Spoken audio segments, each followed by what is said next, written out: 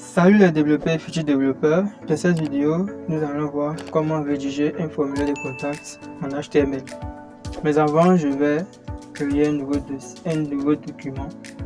Je crée un nouveau document et je vais l'appeler formulaire.html. Je remplace TXT par HTML. Ensuite, je vais l'ouvrir, je vais faire clic droit et l'ouvrir avec Visual Studio Code.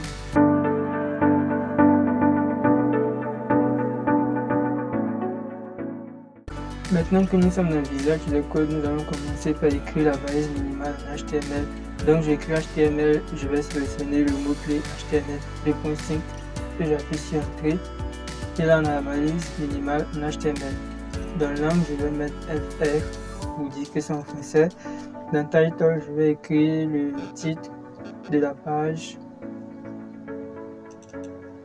Je vais mettre formulaire de contact. Vu que c'est un formulaire de contact qu'on veut rédiger. Et pour mettre le formulaire de contact, je vais utiliser la balise form.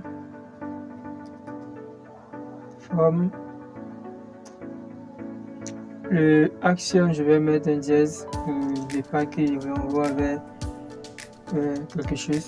Et là, je vais commencer par définir mes différents champs de formulaire. Mais avant, je vais mettre un tableau pour que le formulaire soit parfaitement ordonné. Mais j'ai mis un tableau, mais je n'ai pas mis de bord. Donc, je vais rajouter une ligne. Je mets la balise TD. Dans la balise TD, je vais mettre le libellé. Non.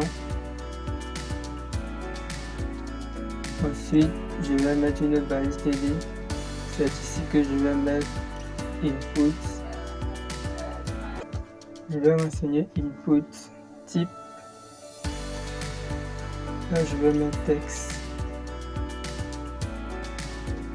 Et placeholder. Je vais écrire entrée, vote, non. Ensuite, je rajoute une autre ligne avec la balise TR et une cellule avec la balise TD, prénom. Et je vais rajouter encore une autre cellule. Dans la deuxième cellule, je vais input type texte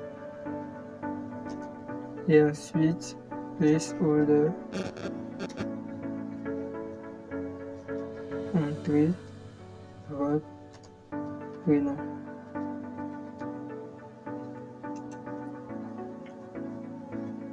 Et ensuite je vais saisir encore une troisième ligne avec la balise TR et je mets une cellule TD. Cette fois-ci, je vais mettre objet. Bon, je vais mettre directement message. Des points. Je rajoute une autre cellule. Et là, je vais mettre test aria.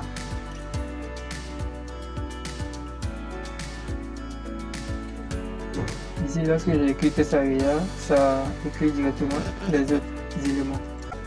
Je vais rajouter encore une autre ligne TF, une cellule. Dans cette cellule, je vais mettre le bouton. Là, je ne vais pas mettre input type texte, mais input type submit.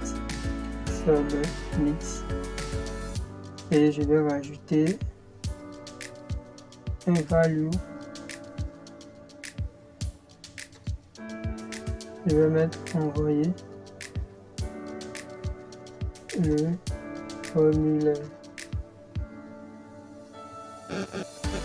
Et je vais mettre une autre cellule. Input type reset.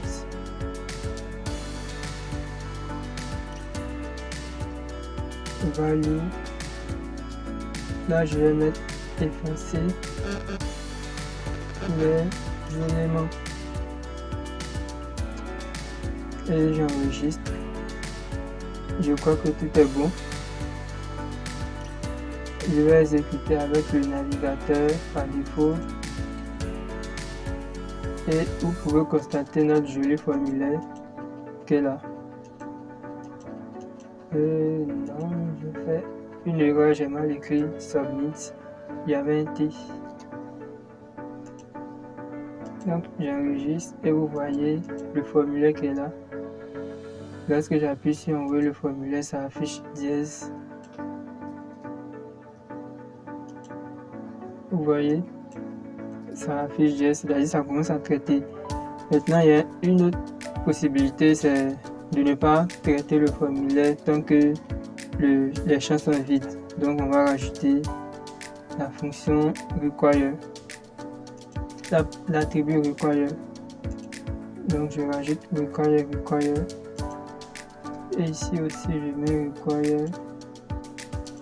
Non, require.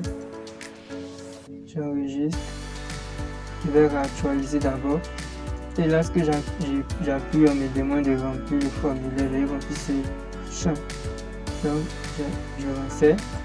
Cette fois-ci, on me dit de renseigner le second champ. Je renseigne. Cette fois-ci, on me demande de renseigner le troisième champ. Et là, ça valide. Ça m'envoie vers dièse. Donc, si je renseigne et que je veux annuler, donc je vais cliquer sur effacer les éléments et ça réinitialise tout. Donc, merci d'avoir regardé cette vidéo. J'espère que vous avez compris les formulaires. Et si vous avez des questions et qu'il y a des choses que vous n'avez pas très bien compris, laissez-le-moi en commentaire et je répondrai. Si vous avez aimé la vidéo, likez. Et si vous n'êtes pas encore abonné, abonnez-vous et activez la cloche des notifications. À bientôt pour une prochaine vidéo.